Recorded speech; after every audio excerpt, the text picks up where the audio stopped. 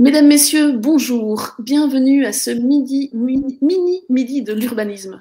Pour rappel, les mini-midis, ce sont des rendez-vous d'une vingtaine de minutes que la Maison de l'urbanisme du Brabant Wallon vous propose le vendredi midi, tous les 15 jours, grâce au soutien de la Wallonie et de la province du Brabant Wallon. Ces mini-midis, ce sont l'occasion de rencontrer un acteur de l'aménagement du territoire et d'explorer avec lui une thématique.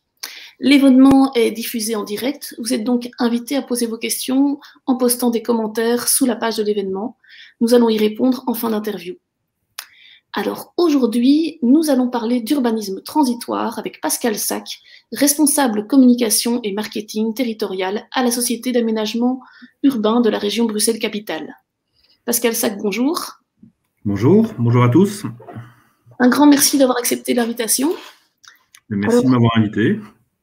Avec plaisir. Alors, pour commencer, pourriez-vous nous expliquer rapidement ce que c'est que la SAU, Société d'aménagement urbain, et quel est votre rôle? Alors, la Société d'aménagement urbain, c'est une société anonyme de droit public, actionnariat région Bruxelles-Capitale, donc c'est un organisme public qui a deux missions principales. C'est le développement opérationnel de grands projets d'aménagement urbain à Bruxelles, donc des nouveaux quartiers, pour faire simple, multifonctionnels. Il y a toute une série d'exemples, donc ça, je vais renvoyer vers notre site internet pour ceux qui veulent des détails. Et on a une deuxième mission qui est le développement d'équipements, d'infrastructures d'envergure régionale. Donc on parle par exemple du futur musée, du futur bâtiment qui accueillera le musée du chat de Philippe Geluck, par exemple, mais on va aussi construire des casernes pour le service des pompiers bruxellois. C'est les deux missions principales et mon rôle, c'est m'occuper de communication au sens large, donc vers les médias, vers les riverains des projets, vers les investisseurs potentiels. Et de marketing territorial. Donc là, on est plus dans du positionnement des projets et dans de la gouvernance de la communication entre acteurs multiples, puisque chacun de ces projets a une gouvernance spécifique avec différents partenaires publics et ou privés adaptés à chaque projet, en fait. Donc chaque fois, c'est une configuration différente et chaque fois, il y a une réflexion sur comment on positionne le projet en termes de communication et comment on communique ensemble. Et quelque part, l'urbanisme du transitoire dont nous allons parler aujourd'hui fait un peu le lien entre cette double fonction. Alors, justement, pour que ce soit clair pour tout le monde, qu'est-ce que c'est l'urbanisme transitoire? Alors, l'urbanisme transitoire, j'imagine qu'il y a des milliers de définitions en fonction des personnes et des points de vue, mais la mienne, ce serait de dire que ce sont des aménagements et ou des occupations temporaire ou transitoire. Donc temporaire, ça veut dire que ça a une durée limitée et que ça n'a pas de lien avec le futur. Transitoire, ça veut dire que ça crée un lien vers le futur qui permettent ou qui visent à tester et ou préfigurer des projets, en fait. Donc c'est des opérations qui se déroulent pendant la période que je qualifierais de conceptuelle des projets d'aménagement importants, qui prennent souvent des années, voire une dizaine d'années facilement pour certains grands projets. Donc on parle ici de définition de plan de structure, de plan d'aménagement à grande échelle, d'obtention de permis, etc., les périodes de marché public également. Donc, tout ça prend souvent beaucoup de temps dès qu'on est dans des projets de grande envergure sur quelques hectares ou quelques dizaines d'hectares, ou sur quelques milliers ou dizaines de milliers de mètres carrés de bâtiments. Et donc, la période de latence permet une occupation temporaire et du coup un urbanisme transitoire. D'accord. Alors, concrètement, si vous deviez nous montrer des exemples de ce type de pratique, dans la région de Bruxelles ou ailleurs? Si vous voulez, on va partager peut-être quelques images. Ce sera plus facile pour les gens qui nous regardent de se projeter. Donc le premier cas, je pense, c'est de celui-là qu'on va le plus parler parce que c'est le plus important à l'heure actuelle. C'est l'ancienne caserne de gendarmerie et de police fédérale à Ixelles, près de la gare d'Etterbeek, près des universités ULB, VUB. Donc on parle d'un site de 4 hectares qui va devenir un quartier multifonctionnel avec des logements pour familles, des logements étudiants, des équipements universitaires, des fonctions de type équipement également. On parle d'une crèche, par exemple, notamment, et qui fait actuellement l'objet d'une occupation temporaire qui, je pense, est la plus grande en Belgique. En tout cas, quand on l'a lancée, c'était la plus grande. Elle se développait sur à peu près 35 000 m². Je regarde mes chiffres pour ne pas dire de bêtises. On va passer à 30 000 m² parce que petit à petit, les travaux du projet à terme vont démarrer là dans les mois qui viennent. Et donc, pour vous donner une idée de l'ambiance, il y a une des choses un peu emblématiques qui a été faite sur le site, c'est l'installation d'un vélodrome temporaire en bois qui a été inauguré au moment du départ du Tour de France à Bruxelles et donc qui sert à des gens pour faire du vélo. Donc là, on voit des adultes, mais il y a beaucoup d'enfants qui passent par là. Et ça sert un peu aussi de lieu événementiel pour des... Là, c'est ce qu'ils ont appelé... Donc le vélodrome s'appelle Vélodrome avec 2 O. Donc c'est du néo-bruxellois qui mélange le francophone et l'irlandophone. Et là, c'était des apérodromes, donc des apéros sur le vélodrome. Et dans les bâtiments, au fond de la cour, vous voyez un grand bâtiment qui est l'ancien manège de la cavalerie de la gendarmerie. Et on peut y faire toute une série d'activités. Donc, en bas, au centre, il y a, par exemple, un marché de Noël ou une foire aux bières artisanales bruxelloises. Dans une des salles de cours de la caserne, de l'ancienne caserne, il y a un cinéma qui s'appelle le Kinographe, qui est un cinéma éphémère qui marche très, très bien, qui marchait très, très bien avant le confinement l'année dernière à ce moment-ci. Il y a un atelier de réparation de vélos, il y a des studios de graphisme, il y a un apiculteur qui a mis des ruches sur les toits. Donc, il y a une diversité d'activités marchandes et non marchandes sur ce site. Qui est vraiment connu, reconnu. On en parlera peut-être par la suite dans les avantages et inconvénients des occupations temporaires. Un deuxième exemple qui n'a vraiment rien à voir, là on parle d'un site d'un demi-hectare, c'était un ancien terrain vague à côté de la station de métro et de la gare de l'Ouest. Donc on voit le long du parc au-dessus à gauche des lignes de chemin de fer et de métro. Donc c'est un terrain qui appartient à la SAU. Sur lequel on a développé vraiment quelque chose de tout à fait différent en partenariat avec la commune ici. Donc, on a aménagé le site et j'imagine qu'on parlera peut-être des coûts et des modalités par la suite. Mais donc, voilà, on a installé des containers marins qui vont accueillir des ateliers créatifs pour les enfants du quartier avec des associations de quartier et des auvents où on voit qu'il y a à gauche des terrains de mini-foot, enfin, c'est plutôt du foot urbain. Il y a un mur d'escalade, voilà, il y a toute une série d'activités qui peuvent se développer. Tout à fait un autre exemple, de nouveau en termes d'échelle et d'activité, ici c'est le site Josaphat, qui est une ancienne gare de triage, qui fait 24 hectares grosso modo, et sur lequel l'été dernier et l'été prochain, on développe une activité qui s'appelle l'été à Josaphat. Donc là, l'idée c'était plutôt, au moment du relatif déconfinement du début de l'été dernier, de donner des espaces de respiration à des citadins qui ne pouvaient pas partir en vacances, qui ne pouvaient pas se déplacer comme ils voulaient, et donc là on a prévu des activités beaucoup plus light. Et donc, par exemple, c'était créer un sentier de balade qui fait à peu près 2 km, le site faisant à peu près 1 km de long. On a fait des ateliers créatifs pour les enfants, on a installé un terrain de pétanque, il y a eu des ateliers, c'est un grand classique de construction en palette pour les enfants du quartier. On a fait venir les week-ends des food trucks, on a essayé de créer des petites animations culturelles à petite échelle pendant l'été. Voilà, ça a eu un succès relatif l'été dernier, principalement les beaux jours, puisqu'il y avait une partie couverte, mais l'essentiel était en plein air. Donc, quand il a fait très, très chaud en été, ça a très, très bien marché. C'était vraiment un espace de respiration. Et alors, un dernier exemple, vraiment rapidement, qui a de nouveau rien à voir.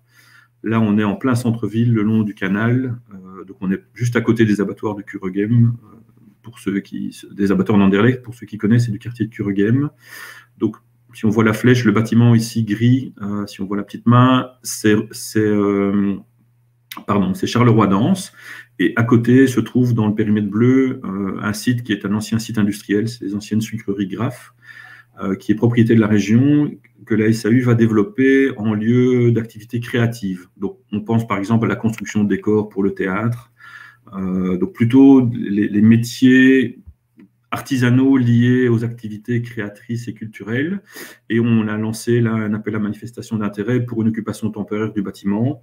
Donc le site là fait grosso modo 1 demi-hectare, il y a à peu près 7500 m² de bâtiment, et on va organiser une occupation temporaire de type artistique, donc plutôt atelier d'artistes, atelier de métiers d'art, sur à peu près 3000 m². Voilà, c'est vraiment des exemples très différents les uns des autres, mais ça donne une idée un peu de ce qu'on peut faire dans une ville comme Bruxelles, dans différents domaines et à différentes échelles. Quand on vous écoute, on voit qu'il y a beaucoup d'expériences plutôt culturelles, artistiques, de loisirs. Ce sont essentiellement ces fonctions-là qui vont trouver place dans de l'urbanisme temporaire ou transitoire? Alors, je dirais que pour l'instant, c'est un peu la tendance, parce que si on voit des exemples en France, comme la friche Lucien, Rouen, sur un site SNCF, là, c'est vraiment une occupation essentiellement culturelle. Si on parle des grands voisins à Paris, dans la reconfiguration de l'ancien hôpital Saint-Vincent-de-Paul, là, on est plutôt au départ dans une occupation qui était du logement d'urgence pour population précaire, donc sans abri, sans papier. Donc les cas sont très différents. J'aurais tendance à dire que l'occupation temporaire, elle devient un peu ce que le propriétaire décide qu'elle devient. Et ça dépend aussi donc ça dépend de sa volonté, ça dépend de ses objectifs, ça dépend de ce qu'il veut faire comme lien avec le projet à terme. Et ça dépend des moyens qu'il met en œuvre pour permettre cette occupation temporaire. Donc, pour vous donner une idée, sur la caserne d'Ixelles, on avait dans les candidatures à peu près 60%, enfin 2/3, on va dire grosso modo, de candidatures du secteur marchand. Donc, il y avait par exemple des cabinets d'avocats, des cabinets d'architectes qui étaient candidats, des gens qui cherchaient des locaux logistiques, des commerçants, donc il y avait vraiment un peu de tout. Et il y avait aussi plutôt du socio-culturel, donc des gens qui font beaucoup de secteurs culturels, effectivement. Il y a quelque chose qui marche très bien, c'est un café poussette, donc c'est un endroit de rencontre pour des parents avec des enfants en bas âge, avec toute une série d'activités, donc du yoga pour maman et enfants.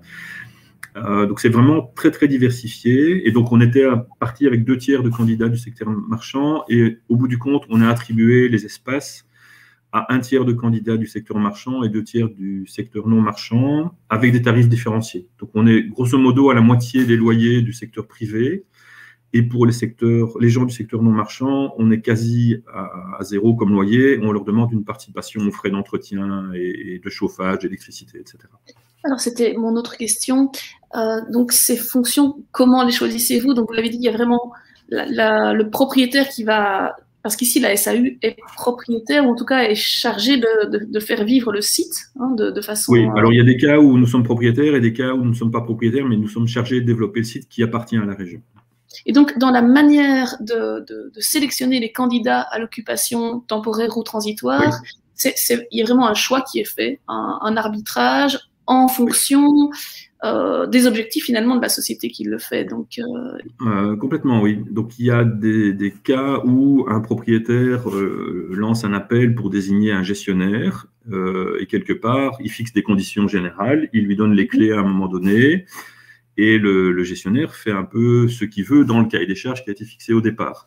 Et donc, ça peut donner lieu à des choses qui sont éventuellement plus commerciales. C'est des échos qu'on a, c'est qu'il y a des gens qui se tournent vers nous en disant « chez vous, il y a une approche plus de service public au sens large, d'intérêt public ». Il y a des gens qui ont l'impression de ne pas spécialement faire partie d'un projet collectif, ce qui leur manque, et surtout d'être considérés comme des locataires, comme ils le seraient dans le secteur privé, avec des loyers qui ne sont pas loin du secteur privé. Le choix qu'on a fait sur la caserne à Ixelles, c'est de lancer 2 procédures. Donc, c'était un appel à un marché public pour désigner un gestionnaire transitoire qui est rétribué, ce qui veut dire que la mission qu'il remplit n'a pas de visée marchande. Donc, s'il fait des activités qui lui rapportent quelque chose, c'est versé dans un pot commun qui sert à entretenir les bâtiments, notamment, à faire face à des imprévus, style panne de chauffage, incidents électriques, des choses comme ça. Et on avait en parallèle lancé un appel à manifestation d'intérêt, vraiment pour ouvrir le champ très très largement à toutes les idées en fait. Et on a eu en première instance, je pense, à peu près 90 candidatures, si je me souviens bien. On en avait sélectionné une bonne quarantaine en première instance. Et à l'heure actuelle, on est à une centaine de projets qui vivent sur le site, qui sont hébergés sur le site. Et des tas d'activités ponctuelles qui s'y déroulent par ailleurs, pas forcément avec des gens qui sont hébergés sur le site. Les échos qu'on a, c'est que cette approche-là, elle permet de se sortir de considérations marchandes et de rentabilité. Voilà, après, je ne veux pas porter de jugement, chacun fait un peu ce qu'il veut. On peut imaginer qu'un propriétaire privé n'aura pas forcément les mêmes préoccupations d'économie sociale, de soutien au secteur non marchand et culturel, ou des choses comme ça. Quoi qu'il y ait des secteurs privés, des propriétaires privés qui font ça également. Donc, on a vraiment différents cas de figure. Et alors, voilà, pour oui. Je disais pour le propriétaire, l'avantage d'occuper ce bâtiment, parce que quand on voit la diversité de ce qui est possible dans le temporaire, dans le transitoire, on se dit quelque part, c'est dommage que tout ça va rester éphémère. Mais donc, quel est l'avantage de faire ça quand même? Parce que d'une part, les associations ou les personnes présentes vont devoir partir, elles le savent. Et d'autre part, le propriétaire, son bâtiment, pendant ce temps-là, il ne peut pas en faire ce qu'il veut. Donc, voilà, quels sont les avantages et les inconvénients de cette pratique? Alors, c'est un peu un gagnant-gagnant. Pour les occupants, ils obtiennent des locaux à prix intéressant par rapport au prix du secteur marchand. Et il y a des gens qui sont en recherche de ça et qui sont en recherche, outre l'aspect financier, de cette dynamique collective d'un projet partagé où on crée quelque chose, on installe une dynamique, on partage, on échange, on travaille ensemble. Donc, il y a des gens qui sont vraiment dans cette logique-là. Et il y a des gens qui nous ont dit depuis le début, il y a des gens qui nous quittent alors qu'on va prolonger l'occupation temporaire parce qu'ils vont s'installer ailleurs, parce qu'ils grandissent, parce qu'ils ont envie de bouger. Voilà, donc il y a vraiment différents cas de figure, mais les gens qu'on accueille, en tout cas en général, sont très contents. Donc, pour eux, c'est une opération gagnante. Et pour le pouvoir public qui l'organise ou le propriétaire privé, ben, l'avantage, c'est qu'on évite que le bâtiment reste vide, on évite éventuellement qu'il soit squatté de façon illégale avec tous les risques que ça implique en termes notamment de sécurité. On a une sorte de gestion en bon père de famille parce que s'il y a une toiture qui perce ou s'il y a une fuite d'eau et qu'on s'en rend compte après 1 an et demi, ben, on a un bâtiment qui s'est considérablement dégradé. Ici, on a des gens qui occupent, qui chauffent, qui entretiennent, qui nettoient, qui préviennent s'il y a un problème. Il y a un aspect sécurité aussi par rapport à, bon, en cas de squat, il y a eu des exemples à Bruxelles assez connus de problèmes de délinquance, de drogue dans des bâtiments comme ça, avec toutes les nuisances que ça implique pour le quartier riverain. Voilà, donc il y a un aspect contrôle social qu'on installe sur ce site. Donc ça, c'est un peu les raisons négatives d'activer un site. Les raisons positives, c'est de rendre un service à un collectif de gens qui ont besoin de locaux à prix intéressant. Et ça permet aussi de commencer à activer le site. Donc dans certains cas, on teste des choses. Dans ce cas-ci, on n'est pas occupé à tester parce qu'on sait quel est le programme sur la caserne d'Ixelles. On sait que ce sera du logement étudiant, des fonctions universitaires et des équipements collectifs. Mais ça permet de préfigurer aussi pour le quartier, parce que c'était une caserne, donc c'est un endroit auquel les gens n'avaient pas spécialement accès. Là, on l'a ouvert, donc des milliers de personnes, des centaines de milliers de personnes sont venues visiter ce site, l'ont découvert, l'ont apprécié, et ça deviendra un quartier ouvert avec des fonctions, notamment dans l'ancien manège, dans la grande halle. Il y aura ce qu'on appelle un food court, donc une sorte de marché alimentaire. Donc ça deviendra un espace public, il y aura un petit espace arboré. Donc l'idée est d'en faire un quartier, d'en faire une sorte de centralité villageoise, un peu, au milieu de la ville, d'en faire une place publique, un espace de rencontre. Donc ça permet en tout cas de préfigurer cette ouverture du quartier, du futur du site au quartier et aux Bruxellois en général. Donc voilà, nous n'y voyons que des avantages. Après, ça a des coûts, évidemment. Oui, et justement, le coût, il est répercuté, pardon, sur le propriétaire, sur la SAU dans le cas. Comment faites-vous? Parce que ça nécessite du temps, il faut des autorisations. Donc, Oui. Alors, dans notre cas, pour prendre le strict aspect financier, la caserne d'Ixelles, toujours, on a investi un bon demi-million d'euros en mise à niveau des bâtiments, donc sécurité électrique, sécurité incendie, donc on a des autorisations des pompiers, l'étanchéité des toitures, là où il y avait des vrais problèmes. Bon, il y a des parties de bâtiments qui étaient tellement dégradées qu'on n'a pas mis en occupation. On a dû cloisonner certaines parties pour que ce soit avec des portes coupe-feu, etc. Donc, c'est un investissement. Et le gestionnaire transitoire, donc qui gère l'ensemble du site pendant cette période transitoire, reçoit grosso modo 200 000 euros par an, dont une partie à justifier. Donc une partie qui paye l'équipe qui coordonne toute l'activité et qui fait notamment de l'animation du site et tout ce qui est les aspects logistiques, on va dire, mais un gros boulot sur l'aspect animation et activation. Et alors, il y a tous les imprévus, donc je vous parlais de panne, de réparation, etc. Donc tout ça intervient. Le site près de la gare de l'Ouest que je vous ai montré, on a investi à peu près 350 000 euros pour mettre les containers, les toitures provisoires, etc. Donc c'est des investissements. Et par ailleurs, mes collègues travaillent, l'équipe qui travaille sur le projet de développement à terme travaille aussi sur le projet d'occupation temporaire. Donc ça prend du temps, effectivement, en gestion au sein de la SAU. Mais ça permet d'activer un site pendant une période où, de toute façon, on serait occupé à demander des autorisations pour faire le projet à terme et où on ne pourrait rien faire sur le site. Voilà, donc ça permet d'occuper cette période de façon utile. Donc c'est un interstice qui finalement permet de comprendre comment va fonctionner le site par la suite, de tester et aussi d'offrir des opportunités. Voilà, ça peut être tout ça, en fait, oui, effectivement. Je pense, en Brabant Wallon, on avait l'exemple du skatepark à Autigny dans les Bétons Le Maire. La thématique est vraiment riche, hein, il y a plein de questions qui se posent encore, mais je vois que le temps défile et on a reçu justement des questions de la part des participants. Donc si vous le voulez bien, on va courir ensemble. Alors, ces questions, donc évidemment, pour ceux qui le souhaitent, il est encore possible de poser des questions maintenant en direct à Pascal Sac, notre invité. Alors, une question qui intéresse un candidat. Je vous la montre tout de suite. Nous avons donc Héloïse Schopp qui demande s'il est possible d'avoir une candidature spontanée pour pouvoir stocker des matériaux de réemploi. Alors, ils peuvent de toute façon m'envoyer un email, effectivement, et je ferai suivre mes collègues. Alors, je ne suis pas sûr pour la caserne XL, ça va être possible, mais on a effectivement sur ce site toute une réflexion sur le réemploi des matériaux.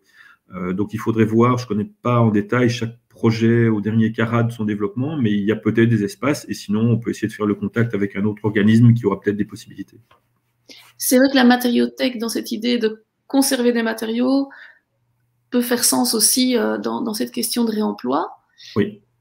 Alors, je vais voir l'autre question. Ah, ça, c'est une question un peu plus technique. On n'en a pas encore parlé, c'est la question de la législation. Oui. Est-elle la même en Wallonie à Bruxelles? Ça, je ne sais pas si vous pourrez nous dire. Mais qu'en est-il? Que pouvez-vous nous dire déjà sur ce sujet? Alors, je ne suis pas juriste et je ne suis pas juriste spécialisé, certainement pas spécialisé dans les questions administratives comparées entre Bruxelles et Wallonie. Il y a sans doute des différences, mais peut-être pas. Honnêtement, j'en sais rien. Ce que je peux vous dire, c'est que pour des occupations temporaires, on est obligé de demander des permis. Et à Bruxelles, en fonction de la durée, les permis sont plus ou moins difficiles à obtenir et la procédure est plus ou moins lourde. Et donc, si on voulait faire du logement, par exemple, le contexte est tellement... le contexte législatif est tellement strict, ce qui est normal, et les normes sont tellement strictes, ce qui est normal aussi, que ça prendrait autant de temps d'obtenir des permis pour du logement temporaire que pour du logement définitif. Ce qui veut dire qu'on ne ferait rien pendant la période temporaire. Ici, on a activé des choses qui peuvent être activées plus rapidement. Et ici, bon, effectivement, on respecte les normes de sécurité incendie, de sécurité pompier. Il y a eu des visites des pompiers, on a eu une autorisation des pompiers, on a eu un permis d'urbanisme, on a eu un permis d'environnement. Avec des conditions strictes par rapport à certaines activités. Tout ça a dû être géré. Au départ, on envisageait que chaque demandeur entre une demande pour son projet, puis on s'est rendu compte que ça allait être très compliqué, que les services allaient être débordés au niveau administratif régional, et donc on a centralisé la demande de permis d'urbanisme et d'environnement. Mais c'est des procédures qui sont relativement lourdes, ce qui explique que souvent on ne fait pas de logement parce que c'est encore plus complexe et que les normes à respecter sont encore plus strictes. Quand on fait ce qu'on peut imaginer, c'est du logement d'urgence, donc plus du type dortoir. Ça s'est fait, Citydev a fait ça notamment dans des bâtiments à Bruxelles, parce que là, bon, voilà, on peut imaginer que dans une ancienne caserne, un dortoir et les sanitaires au bout du couloir, pour du logement d'urgence, pour sans-abri, sans papier, ça peut fonctionner. C'est clair qu'on ne peut pas accueillir des familles dans ces conditions-là parce que les normes ne sont pas du tout les mêmes. Mais donc voilà, ça, dans les ressources documentaires que je pense que vous allez partager sur votre site, j'ai fourni un site internet bruxellois qui répond à toute une série de questions administratives sur ces questions-là. Et donc voilà, il n'y a peut-être pas toutes les réponses pour le contexte wallon, mais en tout cas, il y a les pistes pour trouver les bonnes réponses, à mon avis. Mais j'ai l'impression qu'on est encore occupé à explorer cette technique. Il y a eu des exemples, notamment d'occupation temporaire à la Louvière, au site Bosch, pardon. Oui. Il y a eu donc l'exemple, des exemples plus petits. Et d'ailleurs, ce serait une question aussi à se poser. Quand on voit les casernes à XL, c'est un grand projet avec beaucoup de développement culturel qui vont dans beaucoup de sens. On recherche un peu la documentation. On a l'impression que l'urbanisme temporaire ou transitoire, c'est surtout pour les grosses métropoles. Est-ce qu'à l'échelle d'une petite ville, d'un village, c'est envisageable ou ça coûte trop cher, c'est pas rentable? Alors, c'est difficile d'avoir une réponse définitive là-dessus. Alors, c'est vrai que l'exemple dont on parle, qu'on connaît, c'est ceux qu'on voit le plus. Et donc, effectivement, c'est des choses qui ont une certaine ampleur. Donc, ceux de la SAU, mais il y en a d'autres à Bruxelles qui ont la même ampleur ou à peu près. Il y a des exemples à l'étranger qui nous ont inspirés, qui ont été précurseurs. C'est souvent, effectivement, dans des grandes villes. Moi, j'imagine tout à fait bien une ancienne ferme dans un village, je ne sais pas moi, à Thu, qui est ma commune d'origine, au sud de la province du Luxembourg, que la commune achète et où le temps d'obtenir le permis de bâtir pour la rénover en maison de village, elle confie ça à une association de quartier en disant, mais voilà, occupez le bâtiment pour faire un vide dressing avec les voisins, une foire artisanale avec les gens de la commune qui sont un peu artistes ou artisans.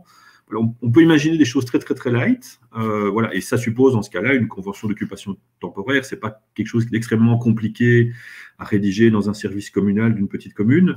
Dès qu'on est dans un peu de l'aménagement, de la remise à niveau technique, enfin, je sais pas s'il faut refaire un bout de toiture, s'il faut refaire le circuit électrique, s'il faut. Nous, on a dû installer des hydrants pour répondre aux normes des pompiers. Là, ça devient plus lourd. Ça suppose qu'il y ait un service travaux dans la commune qui puisse piloter ce genre de choses ou le faire. Voilà, mais pour moi, rien n'est interdit et tout est possible. Et après, effectivement, c'est une question d'échelle, de taille, de moyens, de temps à y consacrer. Mais moi, j'imagine bien, il y a des tas d'anciennes gares qui sont vides en Wallonie, il y a des tas d'anciennes casernes, je pense, en Wallonie qui sont encore vides. Il y a sans doute des tas d'entreprises, malheureusement, qui sont vides, en tout cas temporairement, où on peut imaginer des choses. Donc, peut-être qu'une matériothèque dont on parlait là tout de suite, elle aurait facilement un espace dans un ancien bâtiment industriel en Brabant wallon. Je ne sais pas, il faudrait peut-être prospecter de ce côté-là aussi. Mais je pense qu'il y a vraiment moyen de faire beaucoup, beaucoup de choses à toutes les échelles. En tout cas, c'est un des sujets dont la CPDT, donc Conférence Permanente du Développement Territorial, a parlé dans une de ses dernières notes de recherche. Donc, je pense que les choses sont amenées à bouger par la suite. Alors, je ne sais pas s'il y a encore une petite question qui nous vient par les commentaires. Là, je n'en vois plus. Et comme tout doucement, nous arrivons au bout de la demi-heure, je crois qu'il va être temps de nous dire au revoir et de terminer avec ce sujet. Pour ceux qui souhaitent davantage d'informations, vous pouvez trouver sur notre site une compilation de liens Internet qui a été réalisée par Pascal Sac. Vous pouvez télécharger le document et avoir un aperçu documentaire assez large avec notamment des fiches pratiques concrètes, notamment en France, sur les erreurs à ne pas faire et sur les bonnes pratiques en matière d'urbanisme transitoire. Vous me corrigez si je dis une bêtise. Non, il y a vraiment des documents très très bien faits, donc qui ne viennent pas de chez nous, mais voilà, s'il y a des bonnes idées à prendre ailleurs, il faut aller les prendre. Alors justement, pendant qu'on parlait, je vois une petite demande en plus, la durée minimum d'une occupation temporaire.